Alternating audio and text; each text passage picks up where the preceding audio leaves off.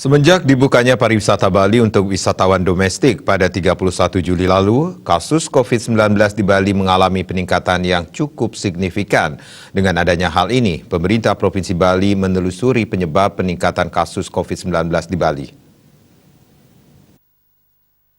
Wakil Gubernur Bali Cokorda Oke Arte Ardana Sukawati menyebutkan pemerintah telah melakukan penelusuran untuk memastikan penyebab peningkatan kasus COVID-19 di Bali.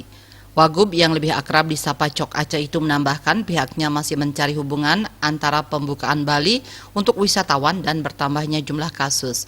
Untuk mengantisipasi penularan COVID-19 yang kian meluas, Pemprov Bali telah mengeluarkan kebijakan substansial antara lain penggunaan hotel untuk karantina orang tanpa gejala, penambahan fasilitas di rumah sakit rujukan COVID-19, dan penerbitan Pergub Bali nomor 46 tahun 2020 tentang penerapan disiplin dan penegakan hukum protokol kesehatan.